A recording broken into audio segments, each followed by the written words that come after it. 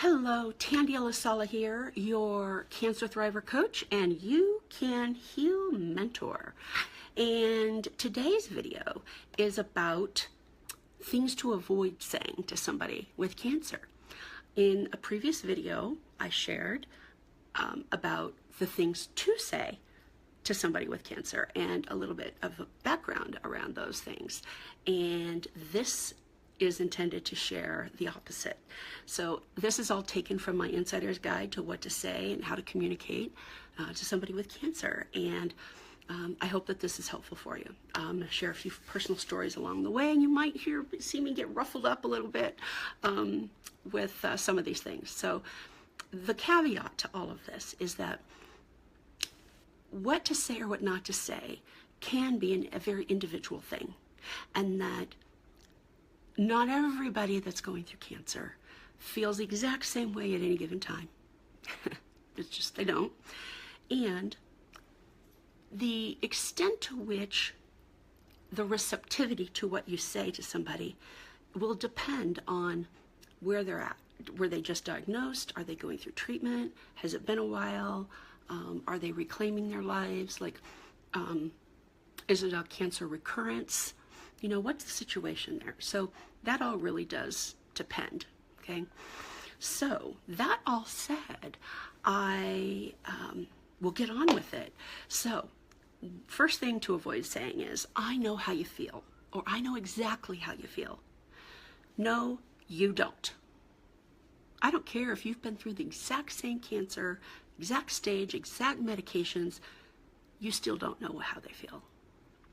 I've been through cancer 4 times, and I hated it when people said that to me. I know exactly how you feel. Ooh, no, you don't. Don't pretend you do. Okay.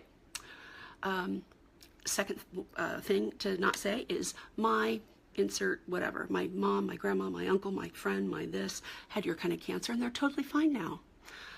Avoid comparison stories altogether. Okay, the person going through cancer needs to feel listened to and understood for their experience. They don't want or care about comparison stories, as good as those stories may be. Just think good thoughts and you'll be fine. Now, I am a huge believer in the power of the mind. I believe that all healing starts from within. And I am a huge proponent believer that we have the power to heal within. And it starts with mindset and energy and intention.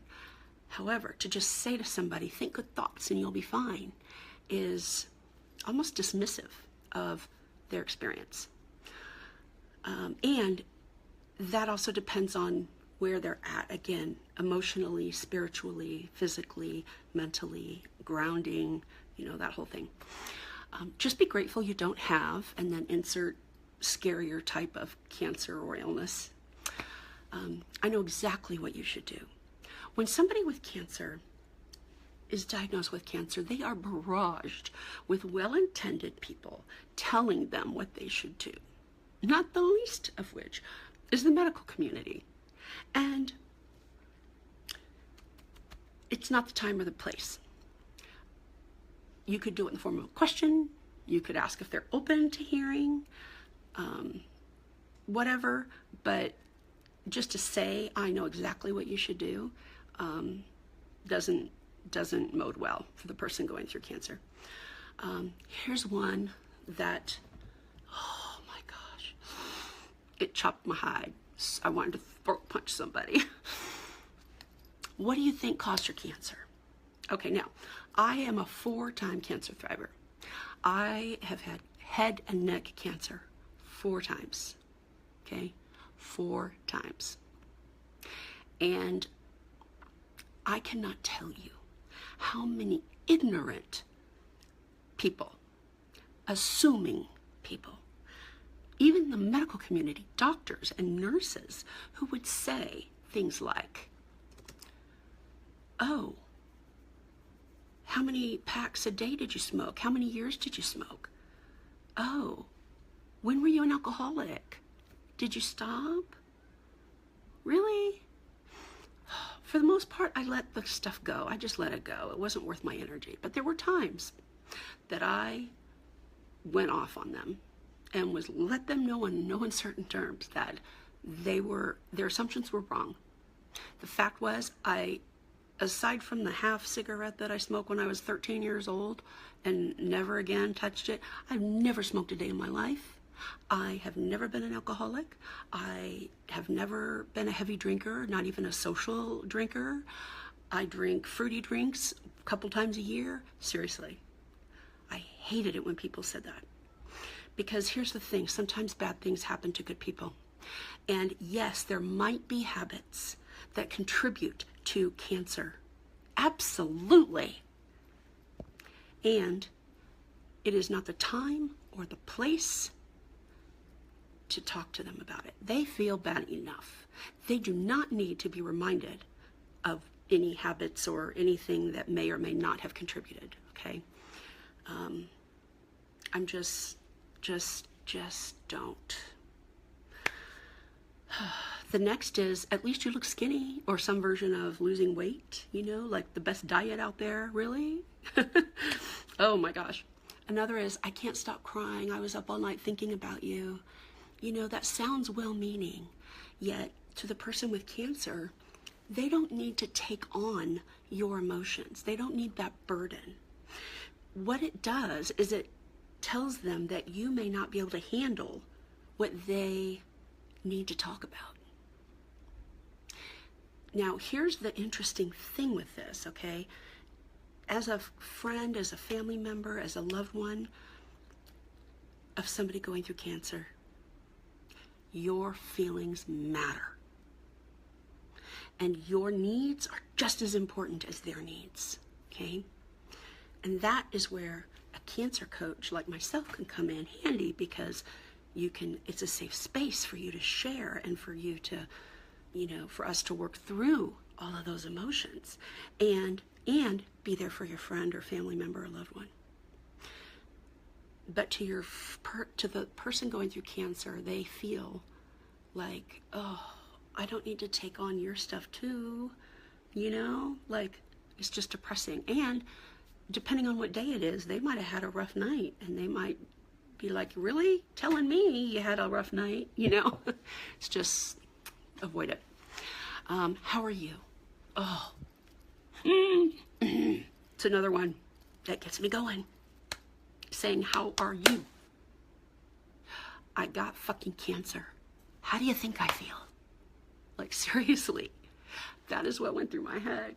Like, oh my gosh, I hate it when people say, really, I have a feeding tube. I've been vomiting. I've got this thing that takes me 30 minutes to walk up the stairs. Like, I can't poop. I can't eat. I can't drink. Like, how do you think I feel?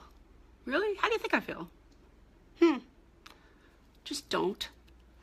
One thing you could say instead is, instead of saying, how are you? You could say, how are you feeling through treatment? Or how is treatment going?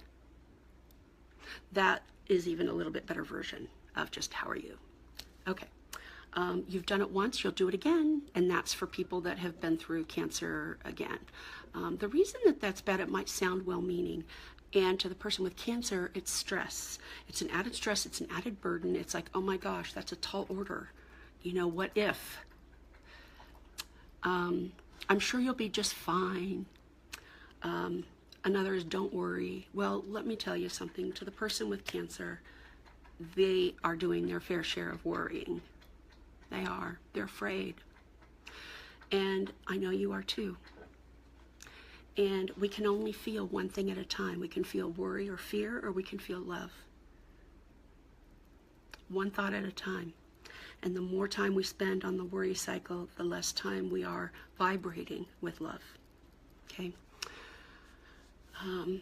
So just saying don't worry just accentuates the worry they feel. You're so strong. Again, well-meaning. Some days I didn't feel strong. And the other thing that it did, when people said to me, you're so strong, I would feel like I couldn't show weakness.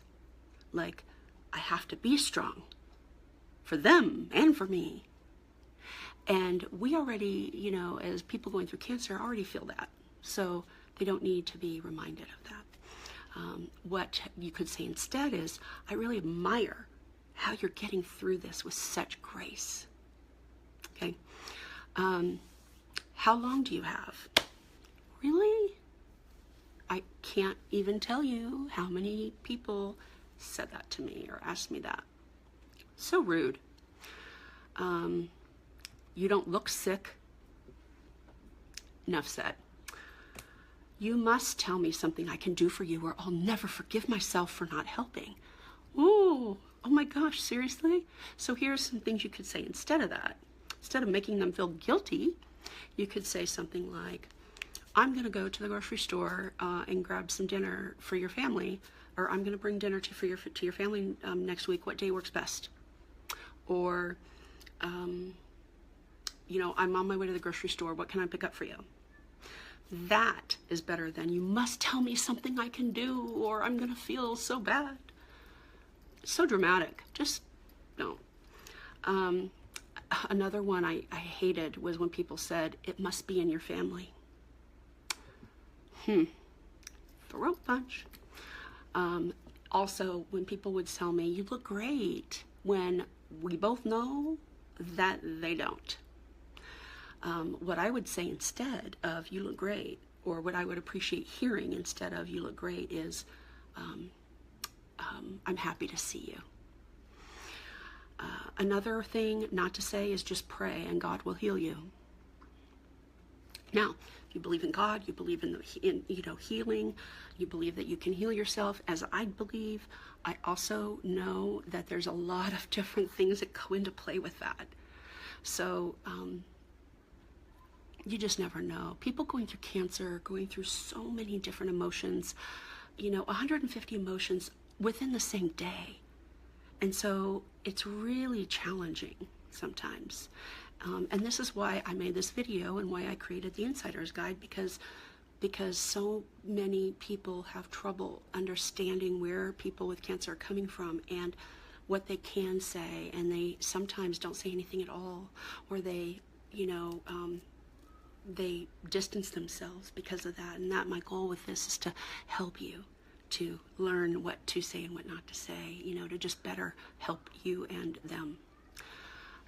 Another is to say, I'm sorry. Don't be sorry. You didn't cause the cancer. I used to, I said that a couple times to people, and they would actually said that to me. Why are you sorry? You didn't cause it. Whatever it was. So that's another one. Just don't offer unsolicited medical advice or opinions. Avoid talking about, and this kind of goes back to what I was talking about earlier that got really emotional about, avoid talking about past behaviors that might be related to the illness. Some people feel guilty enough over things that may have contributed to their cancer. Don't need to be reminded. Another is what's on your bucket list. It just reminds them that they could be dying, or they are dying, or they've been told that they're dying, or they just don't know. So again, there's a time and a place to talk about, I don't even call it the bucket list, I call it my life list. And there's a way to approach those, conversations without talking about bucket list. Okay. The next is, here's one that a good friend of mine that was going through cancer said, her husband said, and it really has, and it sat with her for over 20 years, and that's, I don't want to put the house or the car, in this case, in your name, just in case. Oh my gosh, really? That's how much faith you have that your loved one is going to make it? It's just not prudent. Again, if they bring it up, that's a different story. Okay. If there's anything I can do, let me know. Now, that's the last thing. Now, if there's so much to that, like we hear that all the time. Oh, if there's anything I can do, just let me know. And sometimes they're empty promises. The one thing that cancer has a tendency to do is let you know who your real friends are, who your real support system is. And I didn't necessarily become good at asking for help until that fourth bout of cancer. And I wasn't ready to receive. So that was part of my journey. And people with cancer need help, period. They need people to clean the cars. They need people to take their kids places. They need errands run. They need prescriptions run. They need to be driven places. Their family caregivers need respite and help. They need groceries. They need meals, if not for them, for their families. They need the house cleaned. They need the sheets changed. They need, the list is endless, okay? So don't just say, if there's anything I can do to help, let me know. Say, what can I do to help you today? And they might say, just hold prayer, hold positive thoughts, and see me is already healed. Or they might say, you know what, I could really use an icy right now. Or they might say, or you might say, I'm going to the grocery store, what can I pick up for you? And answer, what do you need or want from the store? Let them be of service. I'm hoping that they will let you be of service when you say that. It is nice to ask, but it is also good to just be assertive. And again, just saying something like, I'm going to bring dinner for your family next week. What day is best? And if you don't live nearby, there's Professor Google and all kinds of places that deliver. You could do the same thing. You could also start a food train for your friends so that multiple people are bringing dinners by for the family. In my case, I had a feeding tube and I wasn't eating, and I was a single mom with 3 kids. So having a food train really helped, where I had literally a couple weeks of people just bringing dinner, and that some of them were long distance. It meant the world to me, and to the kids. It was really great. So, and I will just end with this. One of the things that I appreciated most were friends and family that stayed connected and sent me cards and, in the mail, text messages, emails, or notes along the way. Some friends were there in the beginning and they drifted away. But offering continued support for the person going through cancer is the best thing you can do. And simply reminding them that you're thinking of them can really set the tone. A quick story before I let you go with this. My son, when I was diagnosed with cancer a 4th time, my son was just starting college, and or was about to start college. He's just graduating from high school, and he was sharing with his friends what was going on. And I received 20 text messages over the course of 24 hours from his friends. Most I had met and knew, and I still, 2.5 years later, I still have those text messages. When I was having really bad days, I would look at those messages and then look at other text messages that friends would send me. And they would say at the end, like, no need to write back or text back or anything, just wanted you to know I'm thinking of you today, or, sending you comfort and peace, or hope you're having a good day or a better day or whatever. Those things meant the world to me. And I was able to look through those and just sit with the gratitude and the love that I felt. That was huge. It was huge. So I hope that this Insider's Guide has been helpful, and I hope that these supplementary, complimentary videos have been helpful. And if you have comments of additional things not to say, or to say, feel free to comment where this video is listed and let me know. Take care, and mwah!